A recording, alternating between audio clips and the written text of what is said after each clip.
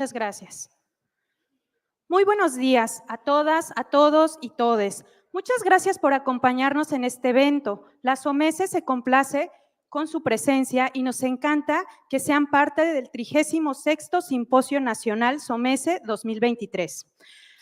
Agradecemos a la Universidad Veracruzana por su generosidad y apoyo invaluable para la realización de las actividades del simposio. La Universidad Veracruzana es una gran institución de prestigio y excelencia académica que ha demostrado su compromiso con la educación, la investigación y la transformación e innovación en el ámbito de inteligencia artificial y sus aplicaciones. El día de hoy estamos reunidos aquí para abordar los desafíos cruciales que la educación enfrenta en la era de la inteligencia artificial. Por ende, este simposio es un espacio para reflexionar, debatir y proponer soluciones innovadoras que nos permitan navegar de manera eficaz y ética en este nuevo paradigma educativo. Esperamos que este encuentro sea una fuente de inspiración y aprendizaje. A continuación, daremos paso a la conferencia magistral de la doctora Marcela Quirós Castellanos, quien es una destacada investigadora y profesora que tengo el honor de presentarles. La doctora Marcela Quirós es doctora en Ciencias de la Computación por el Instituto Tecnológico de Tijuana y maestra en Ciencias de la Computación por el Instituto Tecnológico de Ciudad Madero. Es miembro del Sistema Nacional de Investigadores, de la Sociedad Mexicana de Ciencia de la Computación, así como de los consejos directivos de la Academia Mexicana de Computación y la Federación Mexicana de Robótica. Es miembro fundador del Grupo de Divulgación del Código IA. Actualmente es coordinadora del doctorado en Inteligencia Artificial e investigadora titular en el Instituto de Investigaciones en Inteligencia Artificial de la Universidad Veracruzana, donde desarrolla investigación en el área de aprendizaje computacional y optimización inteligente. La doctora Quirós es una experta en el estudio de los fundamentos teóricos y prácticos de la inteligencia artificial, así como el análisis de sus implicaciones sociales, éticas y educativas. Su conferencia magistral se titula Del ábaco a la inteligencia artificial, retos y oportunidades rumbo a la sociedad de la inteligencia. Estamos convencidos de que esta conferencia será de gran interés y nos inspirará a reflexionar sobre el papel de la educación en la era de la inteligencia artificial. Sin más preámbulo, les pido un fuerte aplauso para nuestra conferencista e invito a escucharla.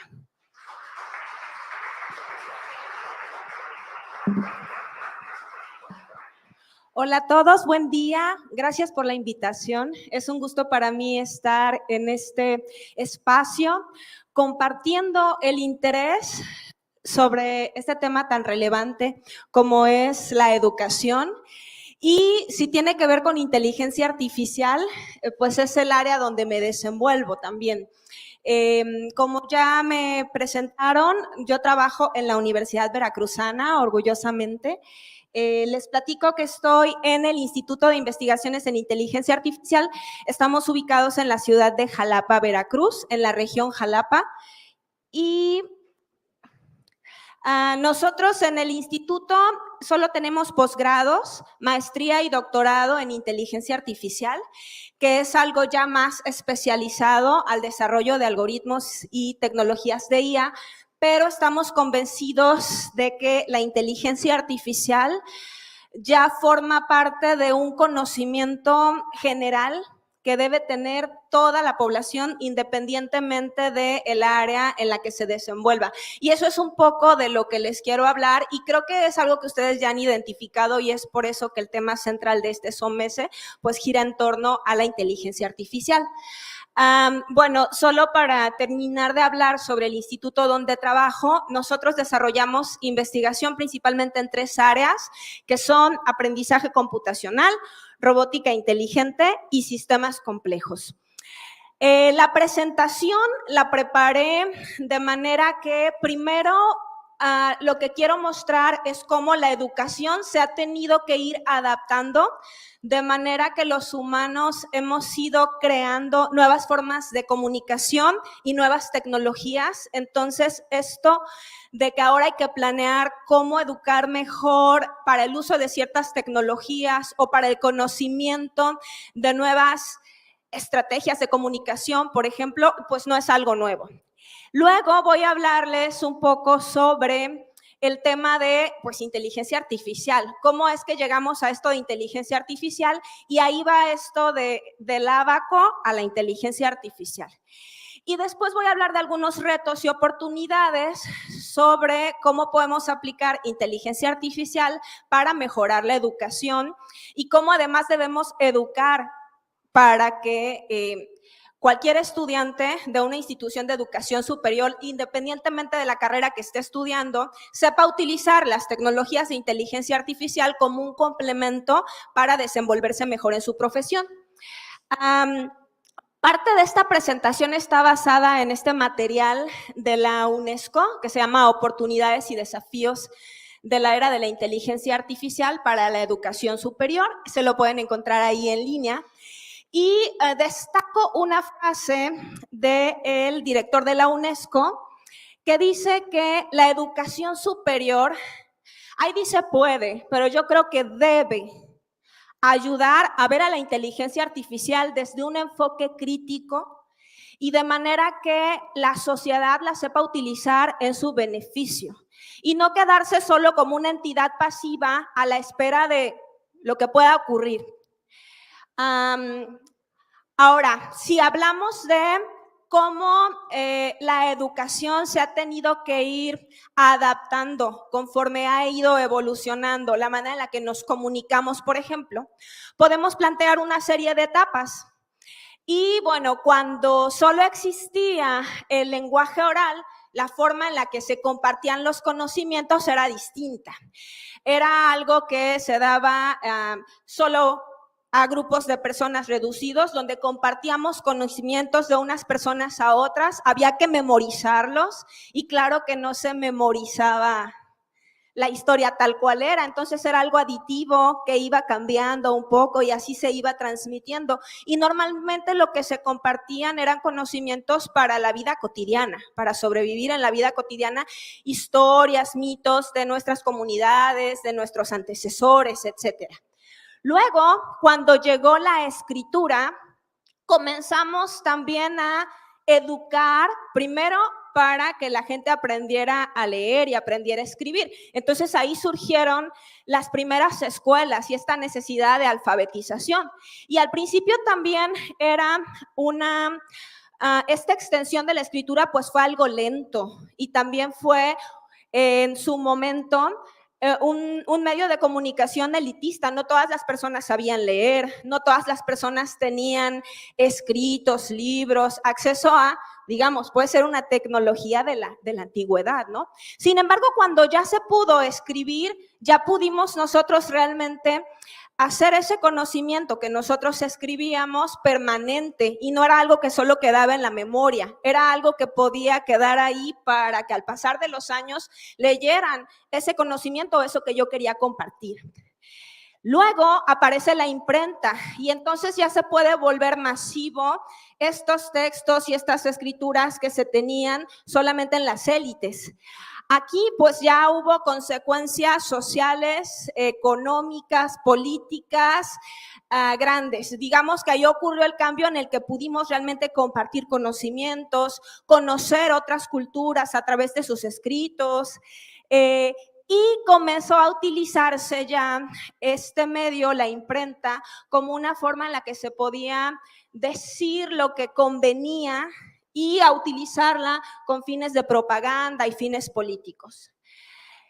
Y luego llegamos un poco a la etapa en la que estamos actualmente, en la que tenemos medios electrónicos y digitalización. Una vez más, hubo que educar a la sociedad para poder utilizar este tipo de medios. Y todavía existen sectores de la sociedad, digamos, que no están educados aún para interactuar con las TICs, que no tienen acceso a estas tecnologías. Pero bueno, con esta nueva innovación, pues se pudo acceder a información de manera casi instantánea y global. Y ya ocurrió que nosotros podíamos decidir el uso que les dábamos y estábamos bien educados, ¿verdad?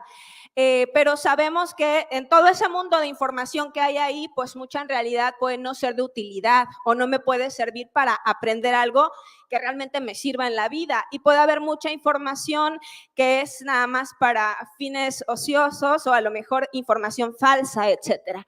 Entonces aquí va a depender de contextos sociales y del uso que se le dé a estas tecnologías, si realmente me pueden servir para educarme y las puedo utilizar en mi beneficio como individuo y de la sociedad. Así llegamos a la sociedad de la información, que es en la que vivimos actualmente. En esta sociedad de la información tenemos redes de comunicación baratas, abiertas, globales, donde yo puedo simplemente con una búsqueda rápida saber lo que está pasando en diferentes partes del mundo muy lejanas a donde yo estoy y en ambientes muy distintos a los ambientes en los que yo me desenvuelvo. Además, hay un montón de datos que están ahí en la red, en internet, y a los que yo puedo acceder de manera gratuita y también puedo utilizarlos para aprender, por ejemplo, patrones, comportamientos, etcétera, de fenómenos. Las tecnologías de la información y comunicación, digamos que han cambiado la manera en la que aprendemos, la forma en la que nos relacionamos y nuestra manera de pensar también. Y esto ha tenido impactos positivos, pero también ha tenido impactos negativos. Entonces, pues ha ocurrido que muchos jóvenes, por ejemplo, que ya nacieron más con estas tecnologías, pues les cuesta mucho trabajo regresar a tomar un libro nada más y leer en un libro, en una enciclopedia, necesitan buscarlo a través de estas tecnologías. Hay un déficit de atención, ya es difícil concentrarse en leer un material completo, 100 páginas, 200 páginas, no sé, ya todo quiero que me lo den en un video cortito de 2 minutos. Y si es un tema así muy complicado, igual y sí me aviento un tutorial de 4 horas, pero más allá, no, ¿verdad? Porque entonces muchos jóvenes piensan así. ¿Y cómo podemos educarlos o cómo podemos transmitirles información realmente profunda en solo 5 minutos o en 4 horas? Estamos llegando a una etapa de falta de estructuración de conocimientos y todo muy superficial. ¿Cómo contendemos con esto los educadores? ¿Cómo educamos de manera que nos aseguremos que realmente los estudiantes pues van a leer ese material de 200 páginas y no van a buscar un video o un tutorial que se los platica rapidito y con eso van a elaborar, por ejemplo, la tarea o la asignatura? La información, digamos que ya es como un espectáculo. Y si no se lo transmites así, no importa que sea un tema que le va a servir en la vida o en su profesión, ay, no, qué aburrido. Mejor busco uno donde sí me lo cuente más bonito y se ponga una nariz de payaso el maestro y diga chistes. Me gusta más que me den la clase así o que me lo cuenten así. Y como hay un montón de opciones, pues ellos pueden elegir hacia dónde, ¿no?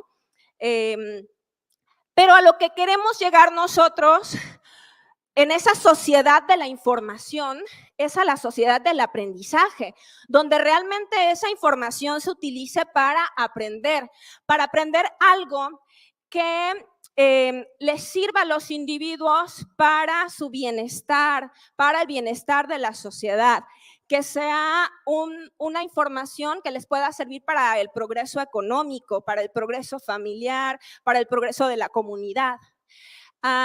Ahora, para esto, el reto que tenemos nosotros como educadores es, conforme van surgiendo estas nuevas tecnologías, ¿cómo podemos adecuar los procesos educativos de manera que introduzcamos estas tecnologías y al mismo tiempo que compartimos esos conocimientos específicos de la asignatura que a mí me toca enseñar, también yo enseñé a los jóvenes, a los estudiantes de todas las edades, a utilizar las nuevas tecnologías de manera que puedan obtener mejores beneficios en esa asignatura en específico que yo les estoy explicando. Y lo que queremos es que realmente la sociedad de la información se traduzca en la sociedad del conocimiento y la sociedad del aprendizaje. Y eso es un reto enorme. A lo que queremos llegar es a la sociedad de la inteligencia. Pero aquí está bien complicado porque parece que las tecnologías, si no somos conscientes de los riesgos y responsables en su uso, pues están yendo en contra de la inteligencia de quienes las están utilizando de manera irresponsable. Pero realmente lo que queremos es que la sociedad utilice las tecnologías de forma crítica y reflexiva, de manera que realmente les sirvan para mejorar la comunicación, la interacción, las relaciones afectivas y aumenten sus capacidades, les ayuden a resolver los problemas en su entorno y a potenciar su capacidad creadora y las tareas que se presenten en su profesión, a realizarlas de una mejor manera, de una forma más eficiente. Ahora, esto es un reto, yo no les puedo, ¿qué les puedo yo decir? Yo misma que estoy en el área de inteligencia artificial, pues al mismo tiempo me estoy enfrentando con todo esto. Pero pues esto es lo ideal, ¿no? A eso quisiéramos llegar. Ahora, para comenzar a pensar en llegar a algo así, pues lo primero que debo hacer es decir, ok, yo no voy a ignorar que todas esas tecnologías existen. Primero tengo que conocerlas, porque más allá de que mis estudiantes las puedan estar utilizando, por ejemplo, para hacer trampa, pero a lo mejor yo las puedo utilizar también como profesor para que me ayuden a mí a hacer más eficientes mis gestiones, mis labores, mis actividades, tanto en mi profesión como en la vida diaria. Y una vez que yo las conozca mejor, pues podré identificar, podré también sugerir cómo utilizarlas de manera mejor, de forma responsable, o podré prohibirlas, pero si las prohíbo, podré saber cómo evaluar que no las están utilizando de cualquier manera, aunque yo prohibí que las utilizaran. Y bueno, ahora quiero hablar de un área que ha ido también de la mano con la innovación educativa, que si llegamos a las TICs, pues finalmente las TICs tienen que ver con computación, con la ciencia de la computación. Y esto lo hago para hilarlo con inteligencia artificial, porque inteligencia artificial, pues finalmente es una disciplina dentro del área de las ciencias de la computación. Y la ciencia de la computación, o también conocida como informática, es la ciencia que tiene que ver con procesos de información y sus interacciones con el mundo. Lo que queremos aquí es automatizar soluciones a problemas, automatizar procesos. Y una vez que yo los automatizo, entonces ya los tengo en una máquina y ya esa máquina podrá resolver esos problemas. Pero primero yo le tengo que dar ese conocimiento a la máquina.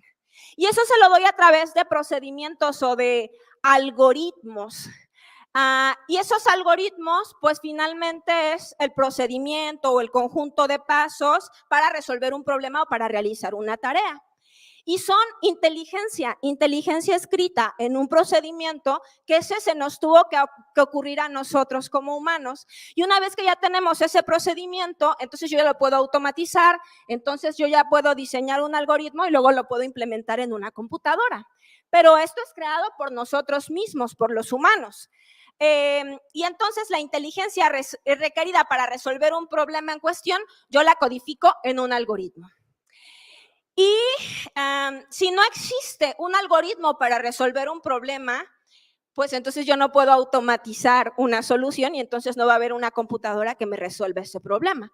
Pero antes está la inteligencia humana que es codificada en el algoritmo y entonces ya las computadoras, los teléfonos celulares, etcétera, pues actúan de manera sorprendente, ¿no? Muy rápido, pero pues es gracias a todos estos estudios y todos estos algoritmos que se diseñan en el área de computación y en otras áreas y que luego vienen y se implementan acá, en una computadora.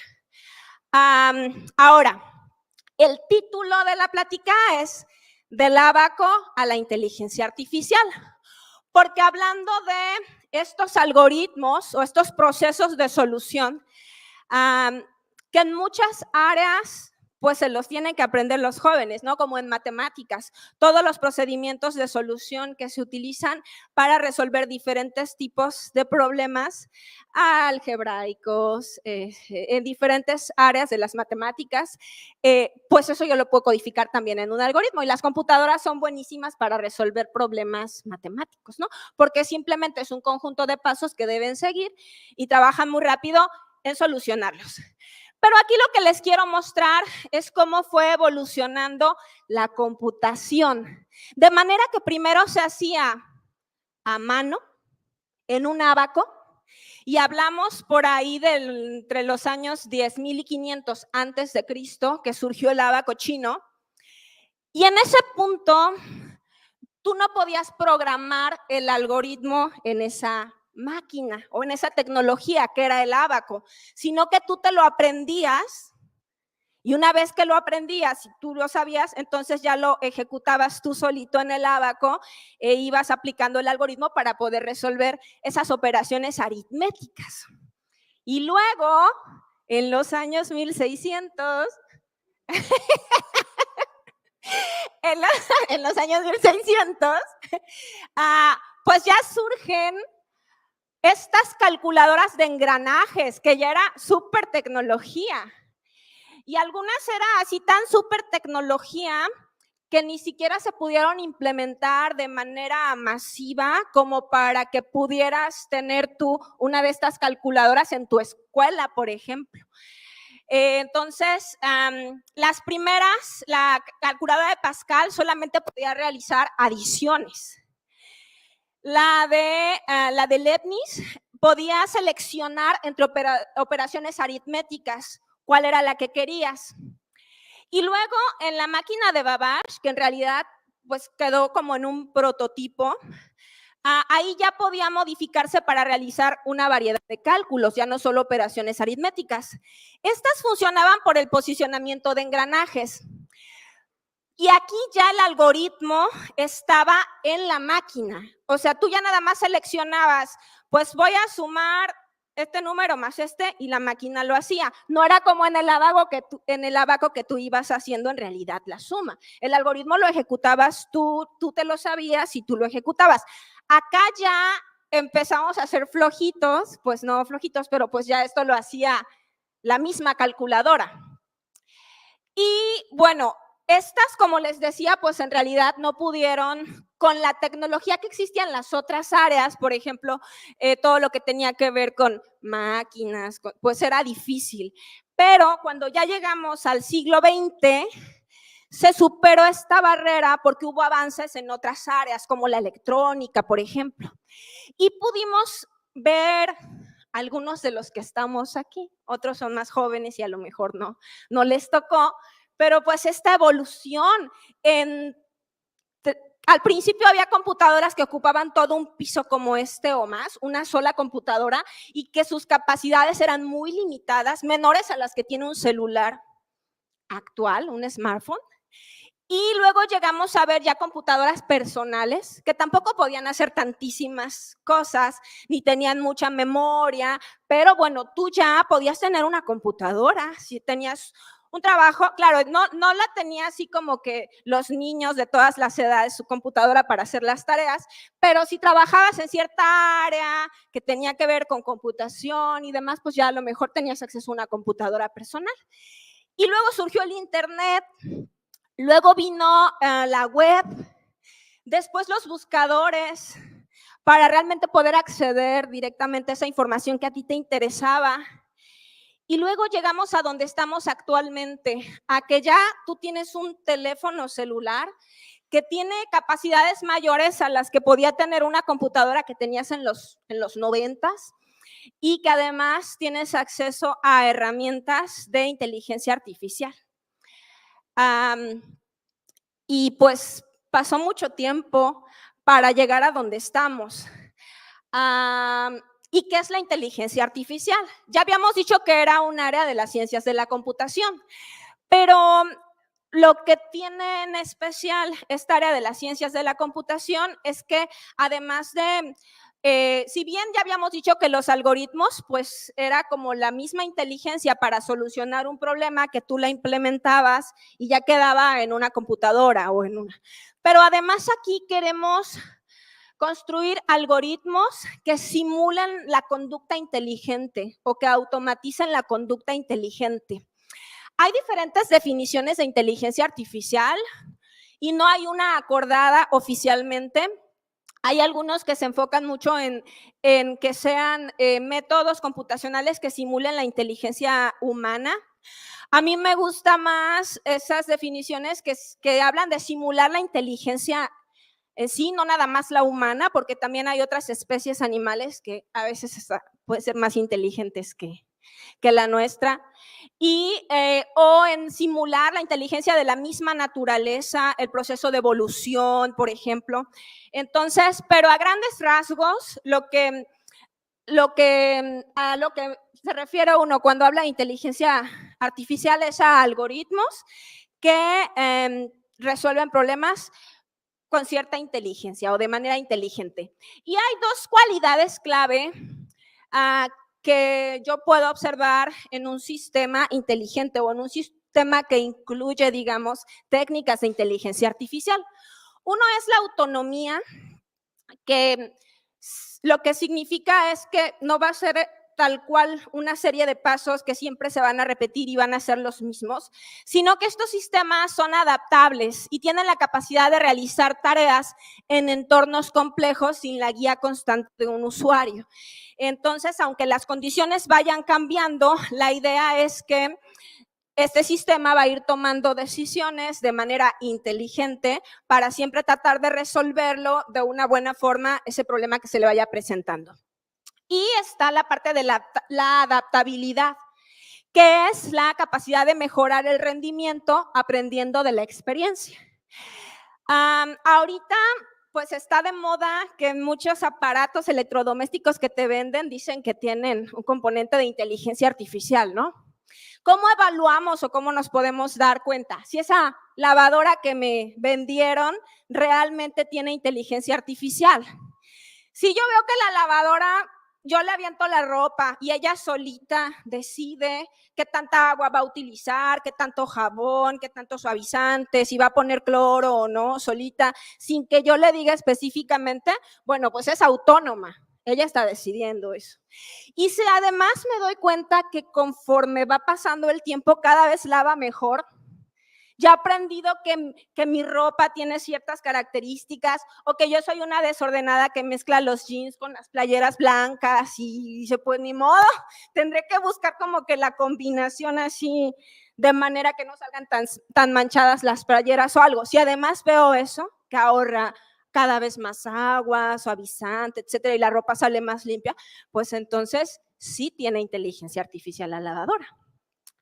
Pero también otra cosa que les quiero mostrar es que tampoco es este tema de la inteligencia artificial algo nuevo. Y realmente, si recuerdan, en el esquema anterior que les mostré, de más o menos en qué años se fueron diseñando las primeras grandes computadoras y algo, pues también es como a mediados del siglo XX. Y desde entonces ya se comenzó a visualizar esta área y si era posible que las computadoras pudieran pensar o pudieran simular la inteligencia, y ha pasado por varias etapas. Actualmente estamos en una etapa en la que, dado que tenemos grandes capacidades de cómputo y un montón de información, podemos trabajar mejor con algoritmos que ya se habían propuesto desde antes, y alimentarlos con más datos, que son los que utilizan para aprender. ¿A qué queremos llegar? Que también eso van a decir, ay, sí, una utopía. Queremos llegar a una vida inteligente, donde todos los aparatos, los servicios estén conectados a Internet, con esto del Internet de las cosas, y que yo tenga una agricultura inteligente, una casa inteligente, educación inteligente, un sistema de gobierno inteligente, y así. Se ve complicado, ¿verdad? Pero pues esta es la utopía o lo que se dice. Si utilizáramos el algoritmo adecuado y además fuéramos responsables también, porque necesitamos que todos los que están conectados a esto realmente estén comprometidos con compartir información real, con cuidar los derechos ahí en eso que se comparte, con pues tomar en cuenta la alimentación que te está dando, porque si el mismo sistema te está diciendo, es que estás gastando mucha agua, ¿no? Y dices, pues no me importa, pues entonces, ¿de qué sirve, no? En fin, es difícil. Más tarde va a haber un panel donde, pues a ver si se discuten estos temas. Yo nada más lo quise mencionar así. ¿A qué queremos llegar? Y bueno, lo que necesitamos antes, pues es gente inteligente, ¿verdad? Porque imagínense muy inteligentes los aparatos, las computadoras, todo, y al rato, pues va a ser más inteligente. Bueno, en algunos casos, tristemente, pues ya hay mucha dependencia hacia estas tecnologías y eso ha ido en contra de que yo desarrolle todo ese proceso mental para solucionar problemas, ¿no? Ese aprendizaje. Pero bueno, es nuestra responsabilidad como individuos el utilizar estas tecnologías y el saber también en qué momento utilizarlas, porque yo recuerdo, por ejemplo, cuando estaba en la primaria, pues primero me enseñaron las operaciones básicas de aritmética y ya hasta que estaba, creo que en primero de secundaria, me enseñaron a utilizar la calculadora y la calculadora científica, pero antes no se valía tener una calculadora en el salón de clases y todo era a manita y tú, ya cuando la utilizabas, ok, para hacerlo más rápido, pero tú ya sabías hacerlo. El problema es que ahorita, desde que los niños están pequeños, ya les estamos soltando el aparato y no aprenden a hacerlo nunca. Y si en algún momento les quitamos esto, ya no saben cómo buscar información si no es en internet o cómo relacionarse si no es por internet. Bueno, la inteligencia artificial está cambiando nuestra sociedad en todos los aspectos, desde la forma en la que producimos, consumimos, trabajamos y también en el aspecto social. La forma en la que aprendemos. Es el equivalente a lo que en su tiempo fue la máquina de vapor, las líneas de electricidad, la electricidad y las líneas de ensamblaje y las TICs. Llegó un tiempo en el que si tú no tenías un correo electrónico, si no sabías utilizar un procesador de texto, era difícil que consiguieras un empleo. Ya no es como que llegabas así con tu solicitud, no, ya no te la reciben impresa, primero la tienes que mandar por correo electrónico. Y entonces hubo una necesidad de capacitar a la sociedad de todas las edades. Y yo me acuerdo cuando fui a mi primer curso de computación, y claro, en ese momento yo no sabía que iba a estudiar o algo, pero era algo que teníamos que saber todos. Ahorita ya la mayoría, pues sobre todo quienes estamos en la academia, y sí o sí, con la pandemia, más que nunca tuvimos que utilizar estas tecnologías de la información y comunicación, pero fue un reto.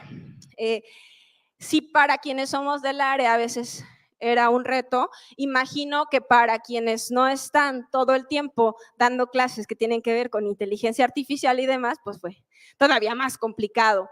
Y se estima que para el 2030 la contribución potencial de la IA a la economía mundial va a ser de 15.7 billones de dólares. Ahora, pasó de ser un tema de ciencia ficción que leíamos ahí en los cuentos de Asimov o veíamos en las películas, hacer algo que ya está en todos los aparatos que nosotros cargamos en nuestra bolsa.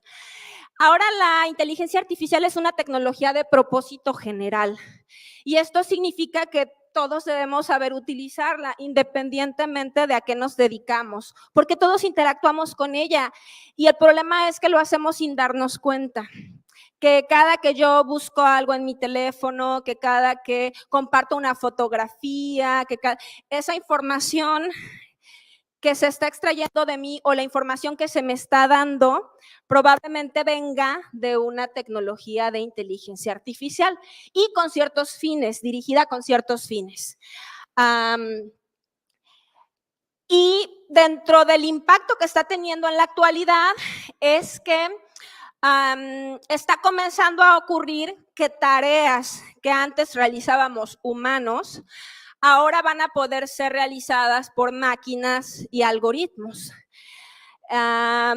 Y que también van a surgir nuevas tareas o trabajos que van a ser altamente demandados, para los que se va a complementar esto nuevo que surja con la inteligencia artificial, que ni siquiera todavía no se puede vislumbrar, pero van a surgir nuevos empleos como consecuencia de estos avances que ocurran en la inteligencia artificial. Y nosotros tenemos que ir preparando a los profesionistas para que estén listos, de manera que cuando ellos egresen de la carrera que estudiaron, no sea una carrera que pues resulta que ya la puede realizar un programa y tú estuviste estudiando 5 años, 6 años a lo mejor y ya no te van a contratar porque pues ¿para qué? Si hay un sistema que hace eso, ¿no? Hay cualidades clave y estas cualidades clave pues tienen que ver con percepción y manipulación en contextos complejos, con capacidades como individuo para irte adaptando a los cambios y adquirir nuevos conocimientos y prepararte y tener, digamos, esta capacidad de que no sea algo que te afecte o te sientas desplazado, sino que tú vayas viendo las oportunidades reales que hay aquí, cómo usarlas en tu beneficio, pero para eso se necesita una constante capacitación, una constante actualización y mucha inteligencia social, porque pues eso no lo tienen, bueno, que a veces engañan, ¿verdad? Estos sistemas.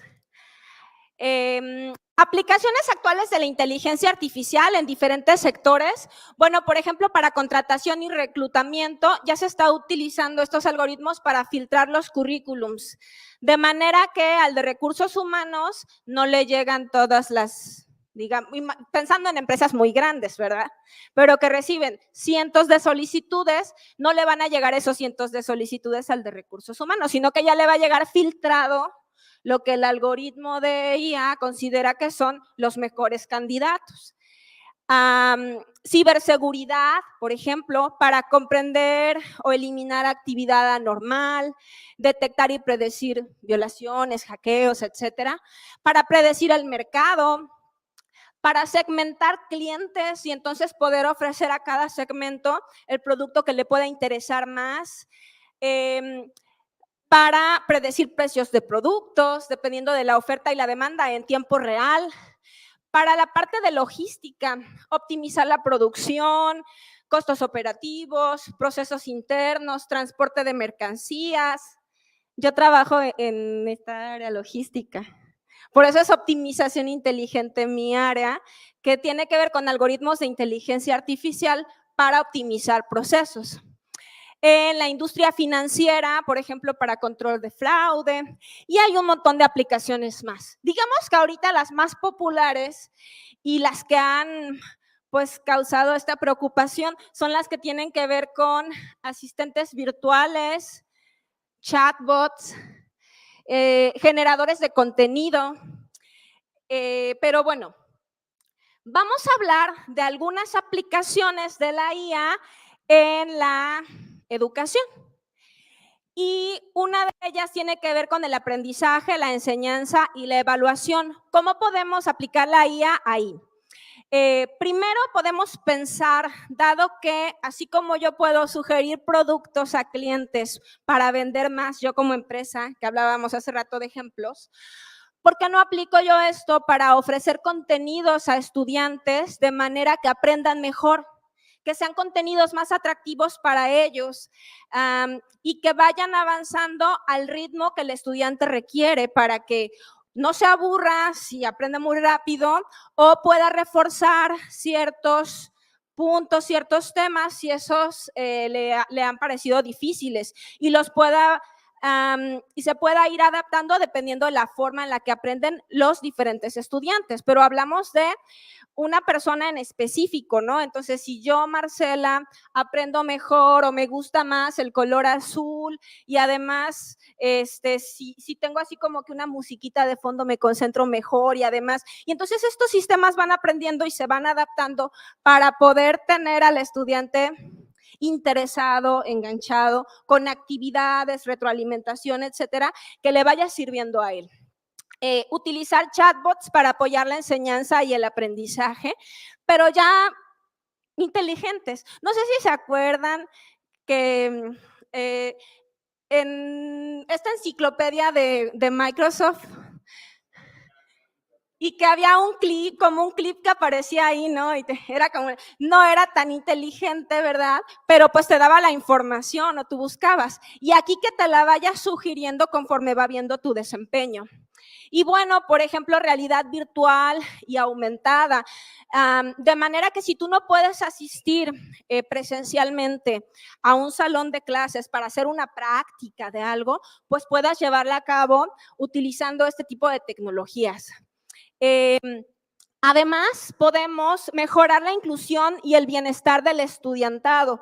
Si tenemos estudiantes, por ejemplo, que tienen impedimentos auditivos o impedimentos visuales, pues podemos tener algo como esto que se están generando en tiempo real, subtítulos, se pueden generar en diferentes idiomas. Además, se pueden tener asistentes que con lenguaje de señas también compartan la información y al mismo tiempo puedo yo tener audio. También con esto, pues yo puedo ayudar a estudiantes, por ejemplo, internacionales que llegan a un país y que tienen dificultades con el idioma al principio. Intervenciones lingüísticas inclusivas y puedo identificar a estudiantes que tienen riesgos en cuanto a, o problemas, que a lo mejor tienen alguna depresión o por algún motivo están desatendiendo sus lecciones. Puedo yo identificar estos estudiantes y claro, siempre al final es el humano el que hace el contacto y se acerca. Pero imagínense que esto te lanza una alerta y te diga, te recomiendo que hables con tal estudiante, su desempeño ha cambiado de esta forma, no sé, y te lanza una serie de alertas que a veces si tenemos un grupo tan grande de estudiantes se nos puede pasar a nosotros como académicos. También podemos utilizar la inteligencia artificial para analizar y evaluar el progreso de los estudiantes, monitorear el rendimiento, para ayudarnos a nosotros como académicos a calificar tareas y brindar una primera retroalimentación a estudiantes y que esa me sirva luego a mí para ya después yo poder evaluarlo con mayor profundidad, hablar con él. Y algo que está ocurriendo ya es, pues, ¿qué vamos a hacer con evaluaciones o tareas que los estudiantes están generando con herramientas de inteligencia artificial, como es el caso de ChatGPT? ¿Qué voy a hacer yo como educación superior o como profesor? Si voy a prohibir el uso, ¿cómo voy a validar que realmente no lo están utilizando? Si voy a permitir que utilicen estas herramientas, ¿cómo puedo orientarlos para que la utilicen de manera responsable? Y si que esto vaya a afectarles el desarrollo de su propia inteligencia y de sus propios conocimientos y habilidades.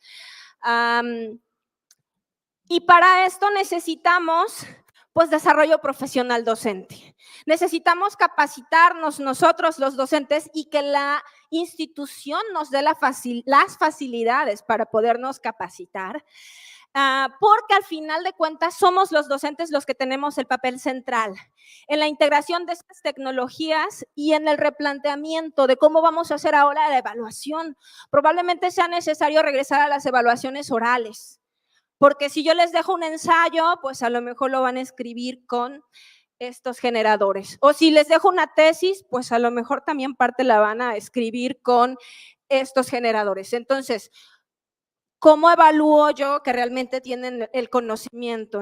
Habrá que planear y decir, bueno, vamos a dedicar tal vez 1 hora para oralmente evaluar, preguntar a los estudiantes cuánto necesito por estudiante, cómo voy a replantear entonces los tiempos, etcétera.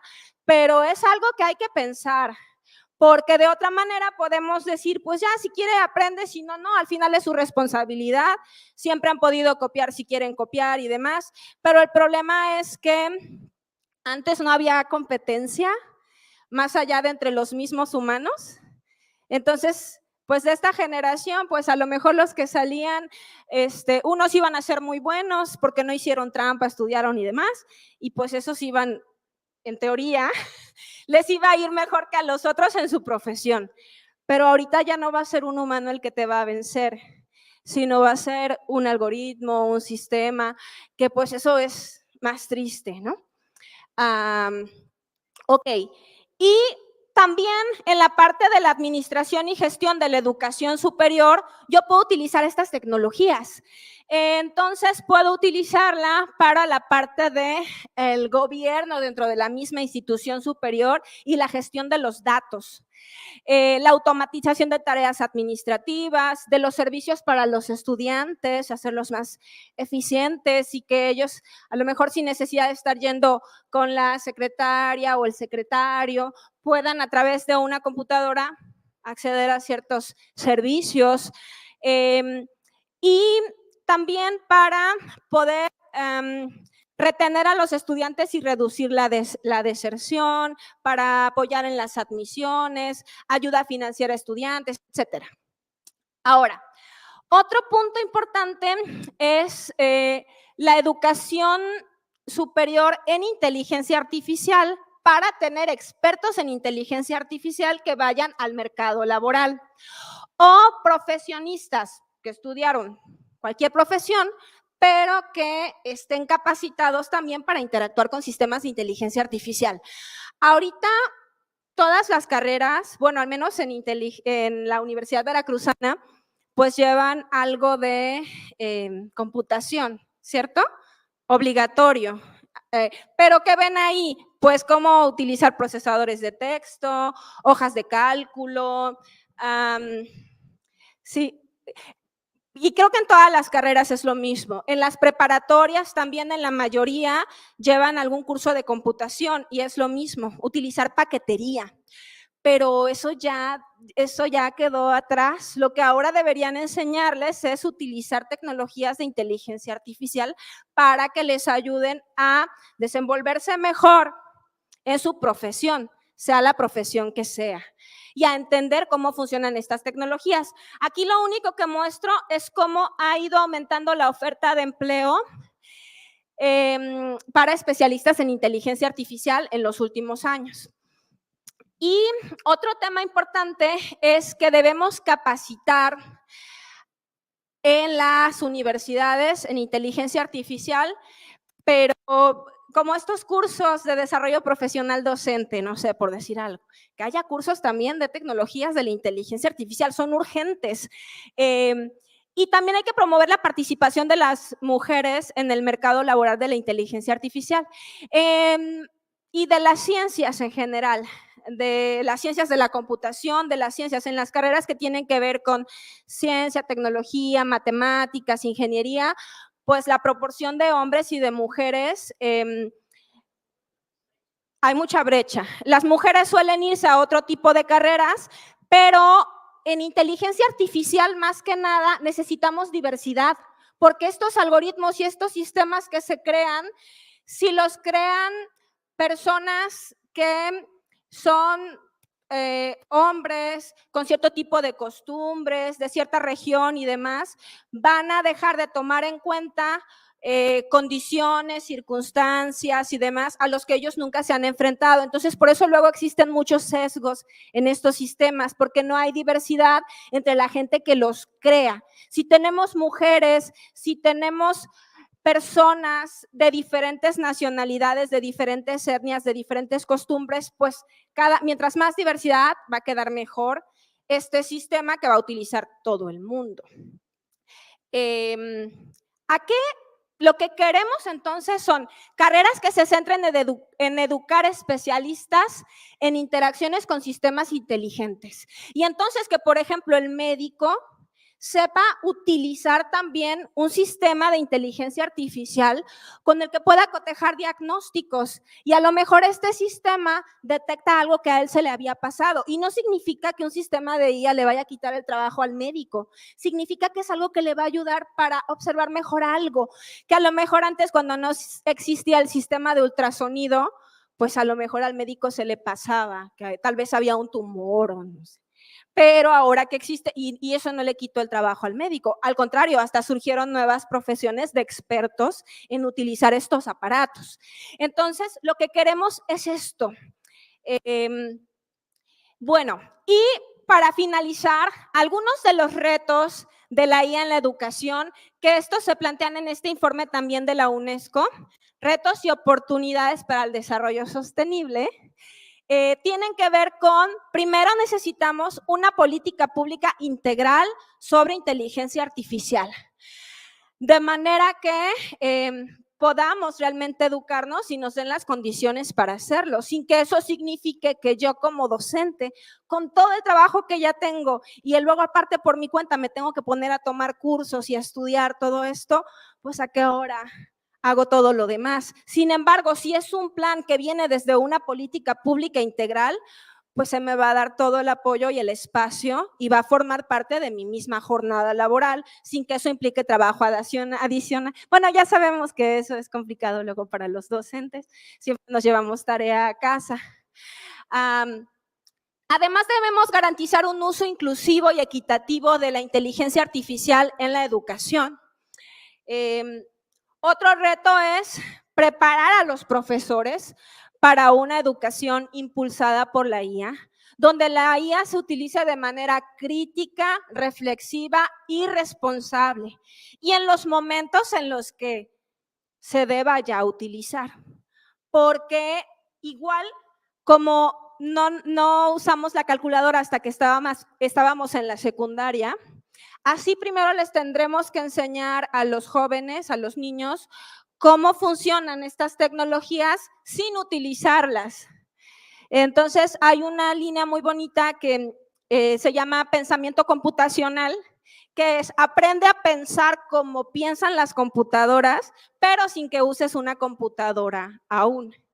Y hay países donde desde educación preescolar ya se comienzan a llevar actividades para reforzar este tipo de conocimiento. Y los niños, sin darse cuenta, ya saben cómo funciona un algoritmo de inteligencia artificial, ¿no?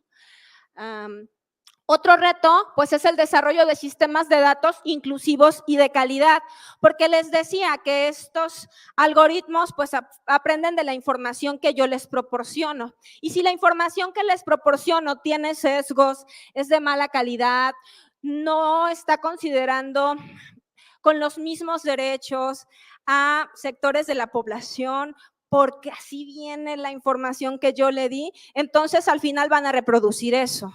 Así que yo debo cuidar esos datos con los que los alimento, que sean inclusivos y que sean de calidad.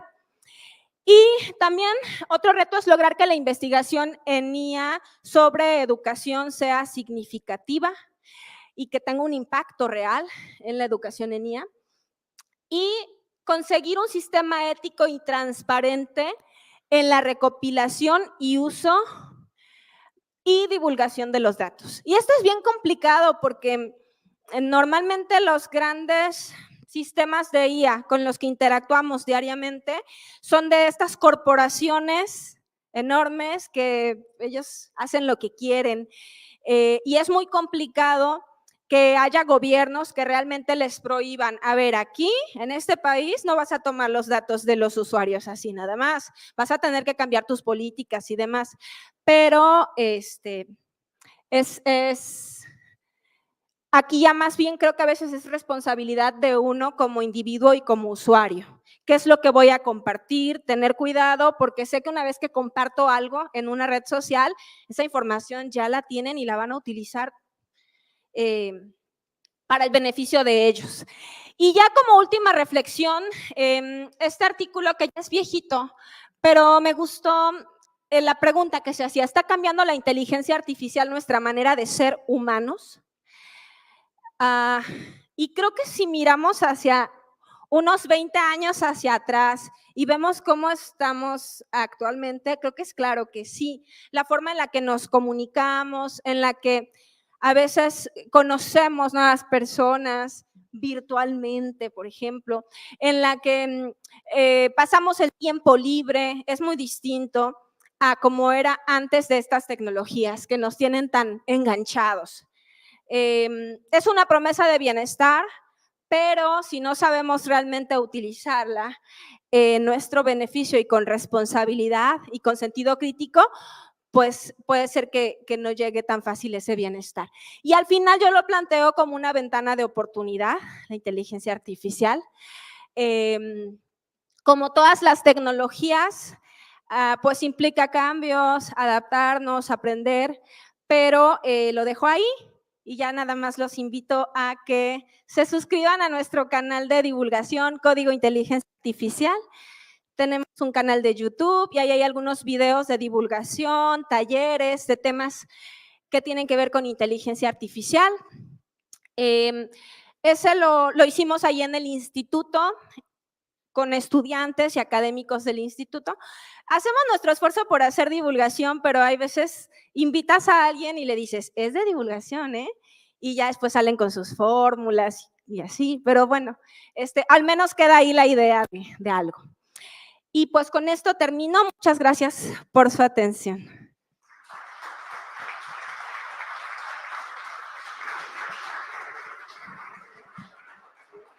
Agradecemos a la doctora Marcela Quirós por su fascinante recorrido histórico y por mostrarnos distintos escenarios y desafiantes también tareas que tenemos como educadoras.